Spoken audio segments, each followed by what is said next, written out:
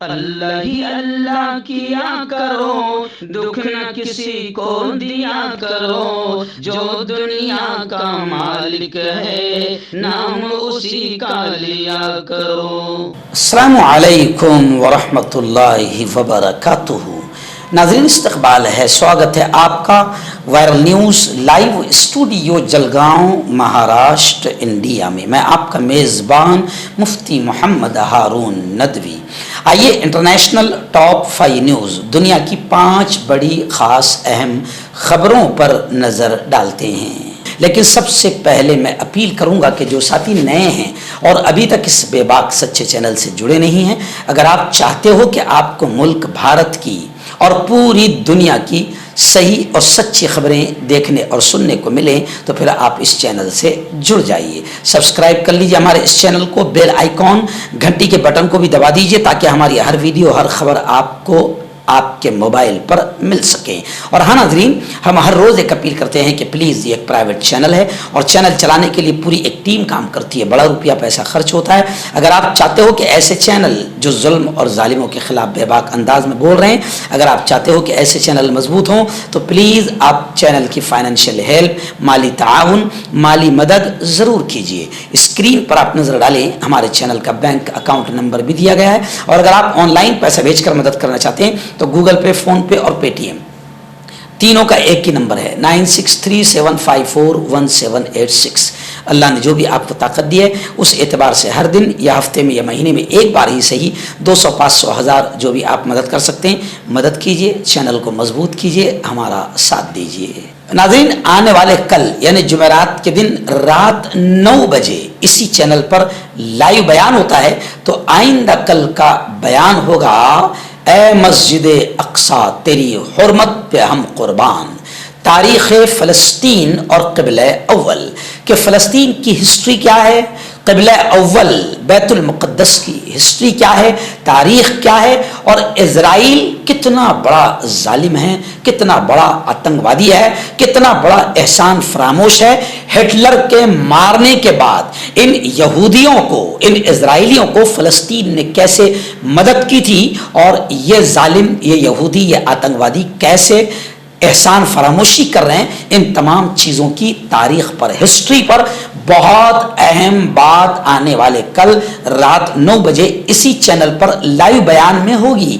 آپ اپنی پوری فیملی کے ساتھ اس بیان کو ضرور سنیں تاکہ آپ کو، آپ کے آنے والی نسلوں کو فلسطین، قبلہ اول، بیت المقدس، اسرائیلی اور یہودیوں کے تعلق سے معلومات کچھ حاصل ہو سکے۔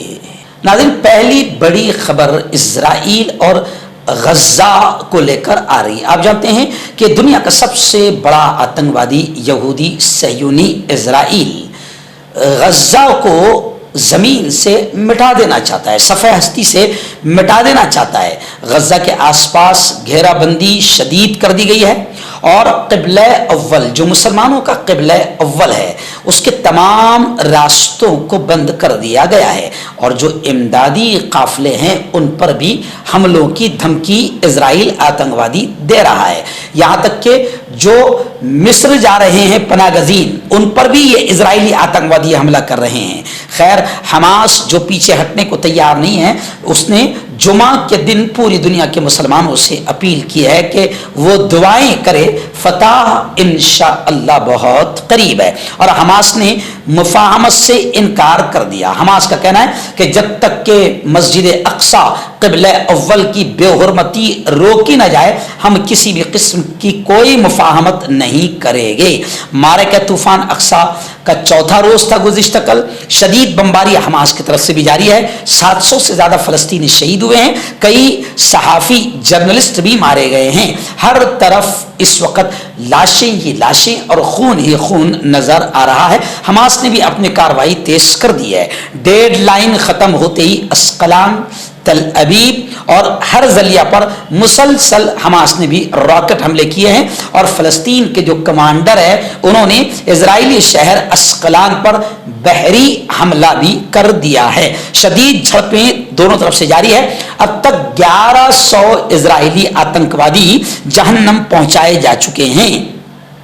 غذائی اجناس روکنے پر یعنی اسرائیل نے جو غزہ کا کھانا پانی لائٹ سب کچھ روک دیا ہے، اس پر UNO اقوام متحدہ نے غصے کا اظہار کیا ہے، اور خبریں یہ بھی آ رہی ہے کہ صورتحال پر، یعنی غزہ اور اسرائیل کی جو صورتحال ہے اس پر آج عرب وزرائے خارجہ کا اجلاس ہوگا۔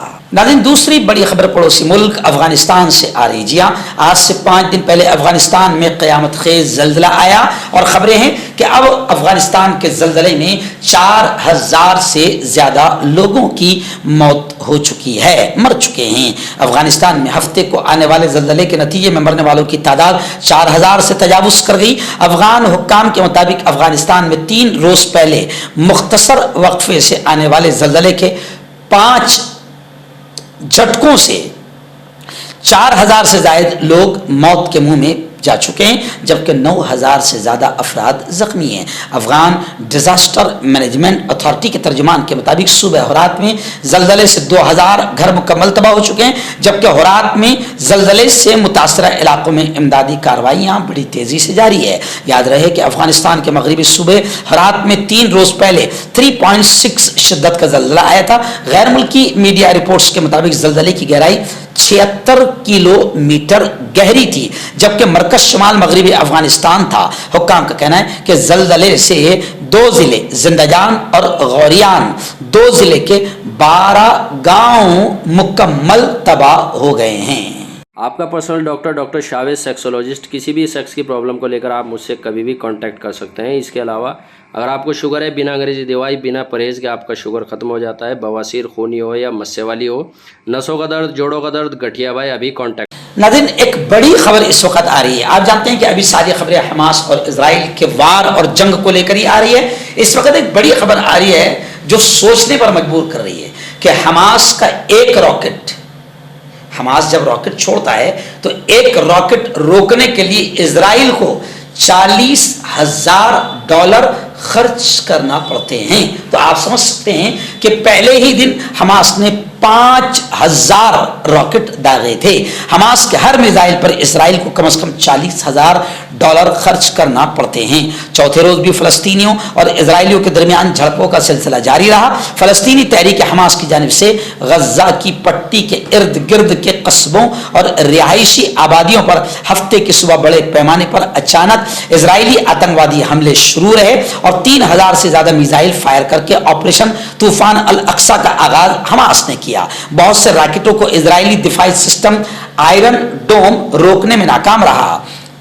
اسرائیلی فوج کے مطابق دفاعی نظام آئرن ڈوم کی مداخلت کی شرح 90% ہے، تاہم اسے ماہرین نے ایک عجیب معاملہ قرار دیا ہے۔ اسرائیل کی طرف سے آئرن ڈوم کی تخلیق غزہ میں عسکریت پسندوں اور لبنان میں حزب اللہ کی طرف سے اسرائیل پر داغے جانے والے مارٹر گولوں اور راکٹوں سے نمٹنے کے لیے کی گئی تھی۔ اس نظام نے پہلی مرتبہ 2011 میں راکٹوں کو روکنے کا آغاز کیا تھا۔ اس نظام نے اس وقت غزہ سے اسرائیلی شہر اسقلان پر داغے گئے میزائل کو مار گرایا تھا۔ اس نظام کے کام کرنے کا انداز ایسا ہے کہ اس کا حساس رڈار 4 سے 70 کلومیٹر کے فاصلے سے آنے والے شاٹس کا پتہ لگاتا ہے اور ان کی رفتار اور نقطہ اثر کی پیشن گوئی کرتا ہے۔ کنٹرول سینٹر اس معلومات پر کارروائی کرتا ہے اور ایک لانچر سے رابطہ کرتا ہے جو راؤنڈ کو تباہ کرنے کے لیے میزائل فائر کر دیتا ہے۔ لیکن آپ سمجھ سکتے ہیں کہ اس جنگ میں کتنا خرچ ہو رہا ہے کہ حماس کا ایک راکٹ روکنے کے لیے اسرائیل کو $40,000 خرچ کرنا پڑتے ہیں۔ مردانہ طاقت حاصل کرے 72 گھنٹوں کے اندر، وہ بھی جڑی بوٹیوں دوارا حکیم یعقوب خان سے کانٹیکٹ کریں جو کہ 75 سالوں سے حکمت کر رہے ہیں۔ اس کے علاوہ جوڑوں میں درد، گردوں میں پتھری، شوگر، کھجلی، لیکوریا کا گارنٹی سے علاج کیا جاتا ہے۔ ابھی کانٹیکٹ۔ بڑی خبر یہ بھی آ رہی ہے کہ فرانس نے فلسطینیوں کی امداد روکنے کی مخالفت کر دی۔ آپ جانتے ہیں کہ دنیا کا سب سے بڑا آتنکوادی اسرائیل ہے، اور اسرائیل پورے عالم کے لیے خطرہ ہے، پورے عالم کے امن کے لیے خطرہ ہے۔ مولانا خلیل الرحمن سجاد نعمانی کا پرسوں یہ بڑا بیان بھی سامنے آیا ہے۔ لیکن خیر، میں تو الحمدللہ 7 سال سے لگاتار اسرائیل کو سب سے بڑا آتنکوادی مانتا ہوں، اور اس کا ناجائز باپ امریکہ۔ خیر، فلسطینیوں का रॉकेट दागना, हमास का रॉकेट दागना दुनिया के बड़े बड़े आतंकवादियों को नजर आ रहा है, और लोग कह रहे हैं कि हमास और फलस्तीनी गलत काम कर रहे हैं। लेकिन फलस्तीन पर 70 सालों से जो जुल्म इजरायली आतंकवादी कर रहे हैं और फलस्तीनियों के जमीन पर कब्जा किए हुए हैं, वो किसी को नजर नहीं आता था। लेकिन अब मैं आपको बताऊं कि इजराइल ने आतंकवाद की सारी हदें पार कर दी और फलस्तीनियों का खाना, पानी, दवाएं और जो कुछ इमदाद उनको आ रही थी वो भी रोक दी। अब इसको लेकर खबर आ रही है कि फ्रांस ने फलस्तीनियों की इमदाद रोकने की मुखालिफत कर दी है। फ्रांस की वजारत खारिजा की जानिब से कहा गया है कि फ्रांस इजराइल में पुरतशद्दुद कार्रवाइयों के रिएक्शन में फलस्तीनियों को बराह रास्त फायदा पहुंचाने वाली इमदाद की मुअत्तली के हक में नहीं है। फ्रांसीसी वजारत खारिजा का कहना है कि यूरोपीय कमीशन को फ्रांस की मुखालिफत से आगाह किया जा चुका है। दूसरी जानिब स्पेन की जानिब से भी कहा गया है कि हमारा मौकफ एकदम क्लियर है कि फलस्तीन के लिए इमदाद का सिलसिला जारी रहना चाहिए। यानी स्पेन, फ्रांस और कई मुल्क जो है वो मजलूम फलस्तीनियों के समर्थन में खड़े हुए, फलस्तीनियों की हिमायत में खड़े हुए नजर आ रहे हैं। आइए नाज़रीन, बड़ी खबर आ रही है। आप जानते हैं कि इजरायली आतंकवादी मासूम शहरियों, मासूम बच्चों, औरतों, बुजुर्गों और बूढ़ों को भी बेकसूर, जो सिविल सोसाइटी है, आम शहरी है, उनको भी मार रहे हैं, उनका भी कत्ल कर रहे हैं। मगर हमारे यहाँ की आतंकी मीडिया को इजराइल का आतंकवाद 50 साल से नजर नहीं आ रहा है। तो हमारे यहाँ की आतंकवादी मीडिया इजराइल को मजलूम बताने की कोशिश कर रही है, बल्कि इंटरनेशनल बदमाश, गोदी खरीदी हुई रखेल मीडिया जालिम को मजलूम और मजलूम को जालिम बताने की कोशिश कर रही है। अब इजराइल जिस तरीके से मासूम शहरियों को मार रहा है, तो तुर्की के सदर रजब तैयब उर्दुगान का भी बड़ा बयान आया है। रजब तैयब उर्दुगान ने कहा है कि मासूम शहरियों की मौत को बर्दाश्त नहीं किया जाएगा। तैयब उर्दुगान ने इजराइल से गज्जा पर बमबारी रोकने का मुतालबा करते हुए कहा है कि मासूम शहरियों की मौत को किसी सूरत बर्दाश्त नहीं किया जाएगा। तफसीलात के मुताबिक हमास और इजराइल जंग रुकवाने के लिए तुर्क सदर तैयब उर्दुगान मुतहर्रिक है। तुर्क सदर ने इजराइल और फलस्तीनी सदर से राब्ता किया और कशीदगी कम करने पर जोर दिया। वहीं पर तुर्क सदर रजब तैयब उर्दुगान ने इजरायली हम मनसब से फोन पर गज्जा पर बमबारी रोकने का मुतालबा किया और गज्जा की बंदिश को नाकाबिले कबूल करार देते हुए कहा कि मासूम शहरियों की मौत को हम किसी सूरत में बर्दाश्त नहीं करेंगे। तैयब उर्दुगान ने अमीर कतर से भी टेलीफोन पर बात किया और जंग की ताज़ा सूरत हाल पर बातचीत करते हुए अमीर कतर से किरदार अदा करने की अपील की। तुर्क सदर के लेबनान और मलेशिया के वज़ार आज़म से भी राब्ते किए, जिसमें फलस्तीनी इसराइल कशीदगी कम करने के लिए इक़दामात पर तबादला ख्याल किया गया। वहीं पर सऊदी अरब ने भी ये मौक़िफ़ जाहिर किया है। साफ तौर से सऊदी अरब ने भी कहा है कि हम फलस्तीनी अवाम के हुकूक के हुसूल के लिए फलस्तीनी अवाम के साथ खड़े हैं।